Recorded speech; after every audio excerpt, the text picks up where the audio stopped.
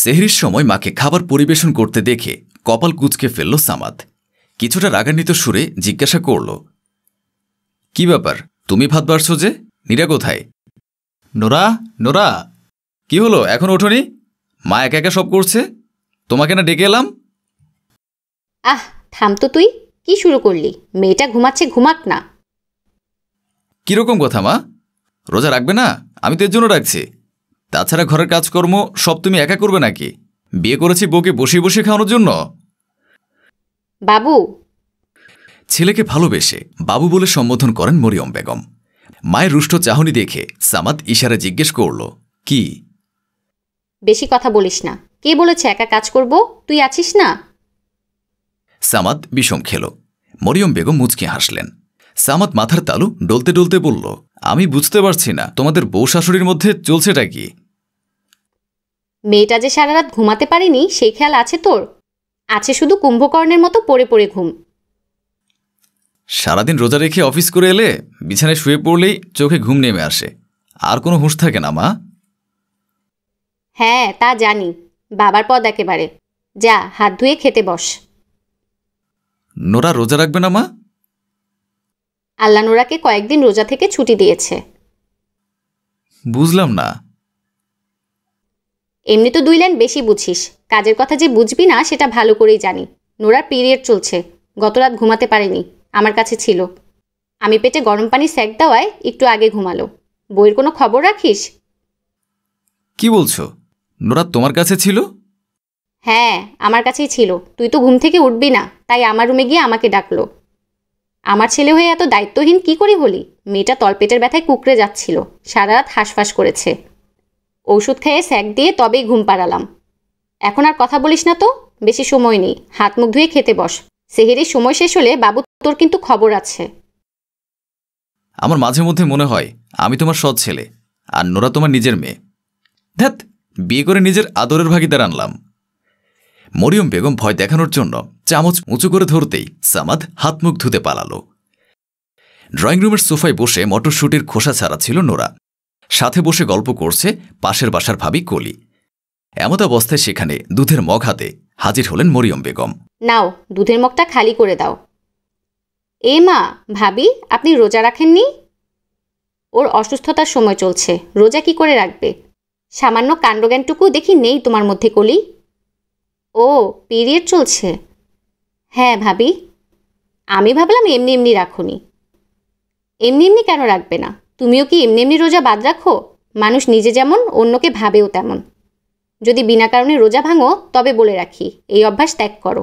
বিনা কারণে একটা রোজা ভাঙলে 60টি রোজা করতে হয়, নয়তো 60 জন মিসকিনকে খাবার খাওয়াতে হয়। এগুলো তো ছোটবেলার শিক্ষা, জানো না? নাকি পরিবার ধর্মীয় শিক্ষা দেয়নি? জি চাচি জানি। মরিয়ম বেগম কলির কথার প্রতি উত্তরে কিছু বললেন না।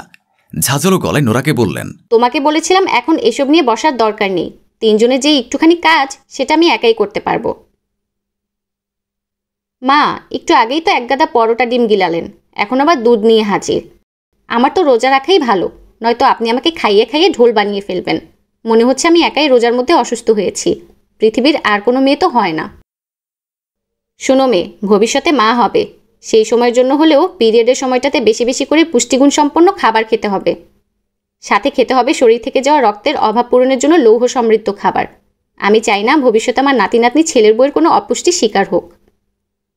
শাশুড়ি বউয়ের ঢং দেখে বাঁচি না। কিছু বললে কলি?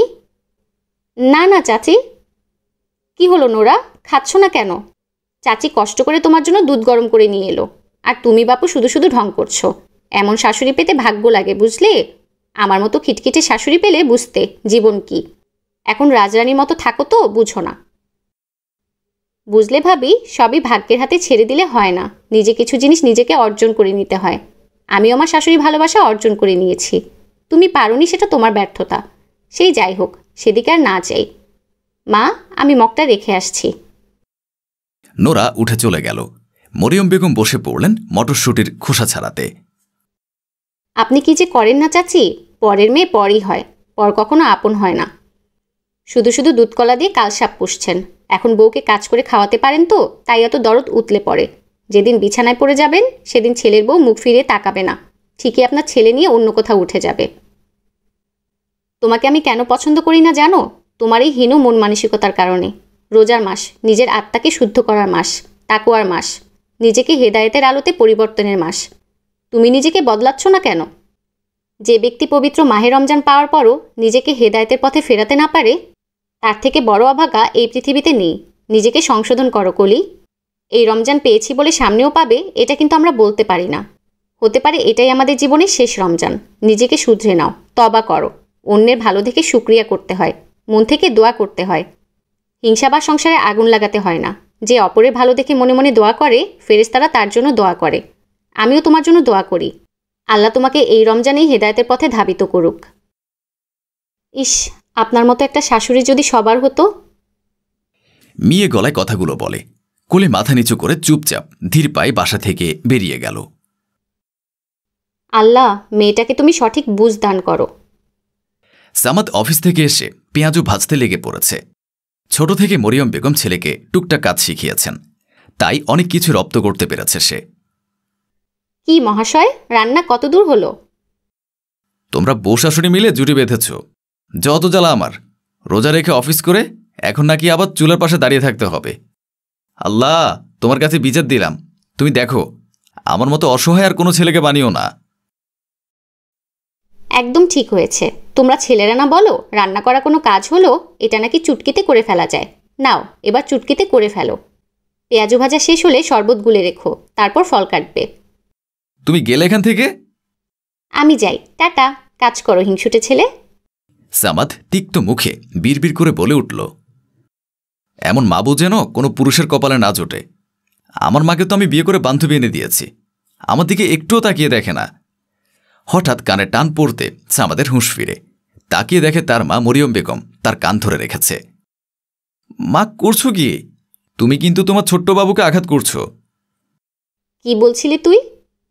ঠিকই তো বলেছি, যেদিন থেকে বউ এনেছি সেদিন থেকে তুমি আমার দিকে ফিরেও তাকাও না। তোমার যত ধ্যান ঘ্যান সব নোরাকে নিয়ে।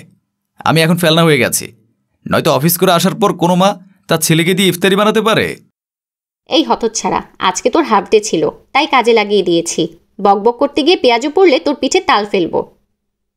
এই রে! দ্রুত কড়াইতে থাকা পেঁয়াজও উল্টে দিতে লাগল। মরিয়ম বেগম ততক্ষণে বেসিনের থালা বাসন ধুতে ব্যস্ত হয়ে পড়েছে। একটু কাজ করতে এসে কতগুলো থালা বাসন এঁটো করে ফেলেছে, আবার বলে সে কাজের। মা? হ্যাঁ, বল।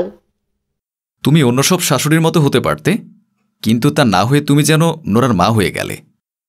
মরিয়ম বেগমের হাত থেমে গেল। ছেলের দিকে তাকিয়ে বললেন, আমি একটা কথায় বিশ্বাসী বাবু, ভালোবাসা পেতে হলে আগে ভালোবাসা দিতে হয়। মা মরা মেয়েটা প্রথম দিন থেকে আমার মন জয় করে নিয়েছে। সারাদিন একা একা সব সামলায়, আমাকে হাত লাগাতে দেয় না। আমার ভালোবাসা ও অর্জন করে নিয়েছে। মাসের এই কয়টা দিন ওর অসুস্থতায় আমি যদি ওকে দিয়ে কাজ করাই, তাহলে ভীষণ অমানবিক আচরণ হয়ে যায়। এতটুকু বুঝ আল্লাহ আমাকে দিয়েছে। কিন্তু আমি দেখেছি দাদি তোমাকে অনেক মানসিক অত্যাচার করত। আমার শাশুড়ি করতো বলে আমিও করব নাকি? তার শেষ পরিণতি দেখিসনি? তো চাচিদের সাথে জুটি বেঁধে আমাকে মানসিক নির্যাতন করার ফল কি পেয়েছে? শেষ বয়সে যখন আমি ছাড়া আর কেউ ছিল না, তখন হাতে ধরে ক্ষমা চাইতো আর কাঁদত। আমি চাই না শেষ বয়সে আমার পরিণতি এমন হোক। ইস, তোমার মতো একটা শাশুড়ি যদি সবার হতো। এই কথাটা গতকাল কলিও বলল। মেয়েটার জন্য খারাপ লাগে বুঝলি। অবশ্য ওর দোষী বা কি? ওর শাশুড়িটাও তো ওকে কম জ্বালায় না। থাক, সেদিকে না যাই। বাবু, একটা পেঁয়াজু যদি পোড়ে, তাহলে সেই পোড়া পেঁয়াজু তোর কপালেই জুটবে। ধুর, তুমি আর আমার মা নেই, তুমি এখন নোরার মা হয়ে গেছো। হ্যাঁ, সে এখন আমার মা। হ্যাঁ, তুমি কিনে নিয়ে গেছো? বলো, কত টাকা দিলে তুমি আমার মাকে ফেরত দেবে? 1 টাকাও না। আমার মাকে আমি কোনো কিছুর বিনিময়ে তোমার কাছে বিক্রি করব না, হিংসুটে ছেলে। দাঁড়াও তুমি আজকে। নোরা ড্রয়িং রুমের দিকে ছুটল। সামাদ তার পিছু নিল। তা দেখে মরিয়ম বেগম মুচকি হেসে উপরের দিকে তাকিয়ে বলল, আল্লাহ, তুমি আমার ছেলের বউকে সারা জীবন এমনই রেখো, কারো নজর পড়তে দিও না। মোটিভেশন। প্রথম থেকে শাশুড়ি বউয়ের সম্পর্ক সুদৃঢ় থাকে না। ধীরে ধীরে ভালোবাসা, যত্ন, সম্মান, শ্রদ্ধা দিয়ে সুদৃঢ় করে নিতে হয়। সংসার মানেই মানিয়ে চলা, মানিয়ে নেওয়া।